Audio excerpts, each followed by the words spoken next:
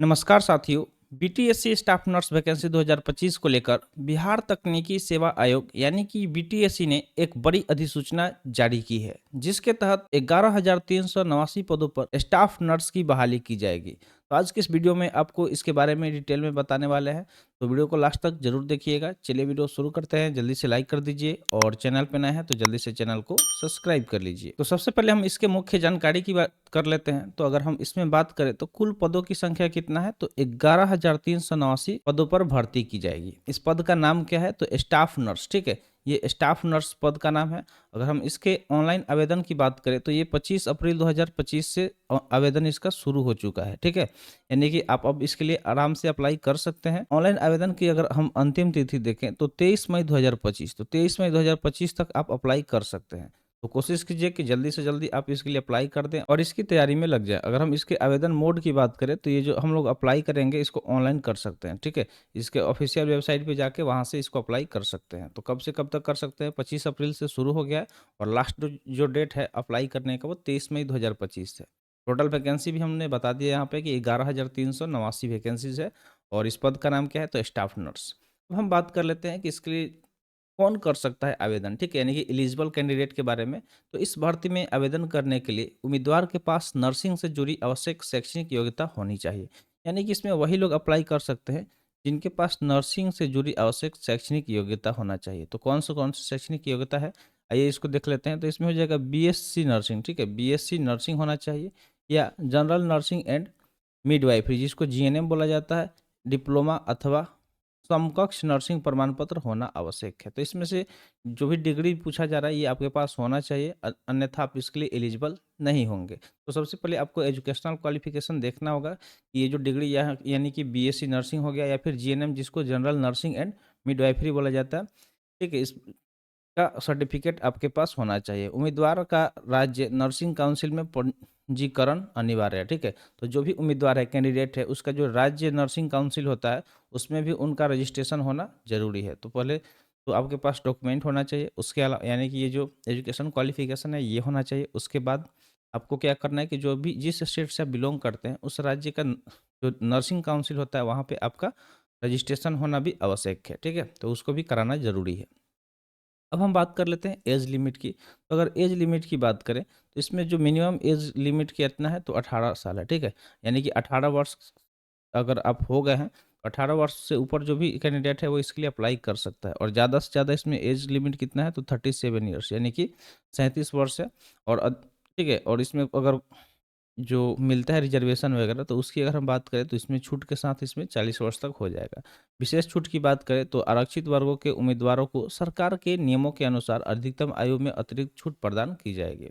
तो जो भी लोग रिजर्व कैंडिडेट होते हैं उनको अलग से एज लिमिट में भी छूट दिया जाता है। तो उनको अगर छूट वगैरह दिया जाएगा तो सरकार के जो नियम है उस हिसाब से दिया जाएगा। ठीक है, तो उसमें अधिकतम वही 40 वर्ष तक समझ लीजिए 2-3 साल उनको एक्स्ट्रा मिल सकता है अप्लाई करने के लिए। अब हम बात कर लेते हैं इसके एप्लीकेशन फ़ी का। तो जो भी कैंडिडेट जो कि जनरल, ओबीसी और ईडब्ल्यूएस कैटेगरी में लाइज करते हैं उनको इसके लिए 600 रुपये फ़ी पे करना होगा। ठीक है, उसके अलावा एससी और एसटी या दिव्यांग श्रेणी के जो उम्मीदवार हैं उनको मात्र 150 रुपया ही पेमेंट करना होगा। और भुगतान का तरीका देख ले तो उम्मीदवार ऑनलाइन माध्यम से, चाहे उनके पास डेबिट कार्ड हो, क्रेडिट कार्ड हो, नेट बैंकिंग हो, इन सारे माध्यम से वो पेमेंट कर सकते हैं। तो जब आप अप्लाई करते हैं उसी दौरान आपको मैक पेमेंट का ऑप्शन आता है। ठीक है, मैक पेमेंट का ऑप्शन आता है, वहाँ से आप चूज करिएगा और उसके बाद आपको यहाँ पे ये सारे जो भी यहाँ पे ऑप्शन दिखाए जा रहे हैं वो आएगा। तो जो भी आपके पास अवेलेबल ऑप्शन होगा उसको चूज करके पेमेंट कर लीजिएगा। अब हम चयन प्रक्रिया की बात कर लेते हैं। इसमें जो चयन होगा वो किस तरीके से किया जाएगा। तो इस भर्ती प्रक्रिया में उम्मीदवारों का चयन निम्नलिखित चरणों के आधार पर किया जाएगा। तो कौन कौन से चरण है उस हिसाब उसको देख लेते हैं। तो योग्यता के आधार पर मेरिट लिस्ट तैयार की जाएगी। तो जो भी कैंडिडेट जो एलिजिबल होंगे उस हिसाब से पहले मेरिट लिस्ट बनेगा। क्या बनेगा, मेरिट लिस्ट बनाया जाएगा। मेरिट लिस्ट बनाने के बाद क्या होगा, तो नर्सिंग डिग्री में प्राप्त अंकों और अनुभव को प्राथमिकता दी जाएगी।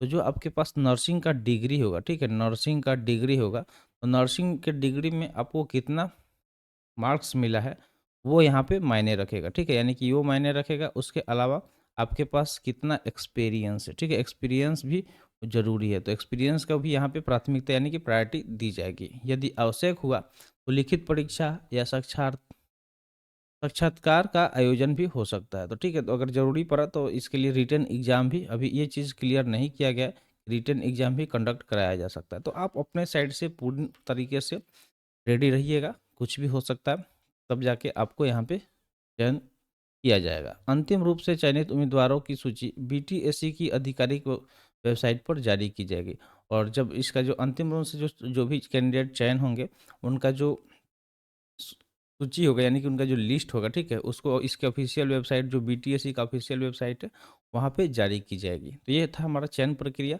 ये आपको समझ में आ गया होगा। चलिए अब हम सैलरी डिटेल के बारे में बात कर लेते हैं कि मान लीजिए जब आप चयन हो जाएंगे, आपको कितना वेतन मिलेगा। तो प्रारंभिक जो वेतन होगा, ये काफ़ी यहाँ पे देख पा रहे होंगे कि 44,900 यानी कि लगभग 45,000 रुपये, ये लेवल 7 का पेमेंट है, ठीक है, लेवल 7 का है। तो इतना तक आपको सैलरी मिलेगा। इसके अलावा अन्य भत्ते भी मिलेंगे, महंगाई भत्ता, एचआरए और स्वास्थ्य सुविधा आदि सरकार के नियमानुसार लागू होंगे। तो जो भी सरकार का नियम होगा उस हिसाब से और भी आपको भत्ते मिलेंगे इसके अलावा। तो काफ़ी अच्छा यहाँ पे पे स्केल देखने को मिल रहा है। तो जो भी कैंडिडेट जो इसके लिए एलिजिबल है वो ज़रूर अप्लाई कीजिएगा। आगे अब हम बात कर लेते हैं कि अब अप्लाई करना ही है तो किस तरीके से इसको अप्लाई कर सकते हैं। तो बीटीएससी का जो आधिकारिक वेबसाइट है, वहाँ पे जाएंगे, वहाँ पे जाने के बाद जब उसको ओपन करेंगे तो वहाँ पे आपको एक ये चीज़ दिखेगा, बीटीएससी स्टाफ नर्स वैकेंसी 2025 का।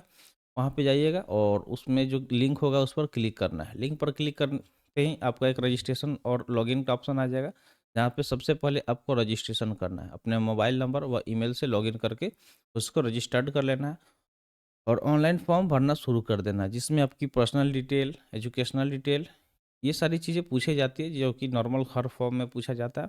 उसके बाद वो सारे फिल करने के बाद जो भी दस्तावेज होंगे, जैसे कि फ़ोटो हो गया, सिग्नेचर हो गया, नर्सिंग सर्टिफिकेट हो गया, आइडेंटिटी कार्ड यानी कि पहचान पत्र, इन सबको स्कैन करके अपलोड करना होगा।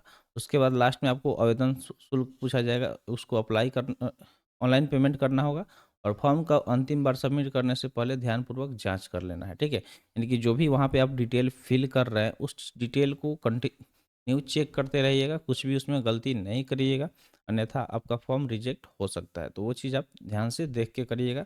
और जब भी आप सबमिट करिएगा फाइनल, उसके पहले एक बार रीलुक कर लीजिएगा, यानी कि दोबारा से देख लीजिएगा। सबमिट करने के बाद प्रिंट आउट ज़रूर निकाल लें। तो जैसे ही आप सबमिट करेंगे उसके बाद उसका प्रिंट आउट ले लीजिएगा, ताकि फ्यूचर में आपको उसकी ज़रूरत पड़ेगी तो वो काम आ सकता है, ठीक है।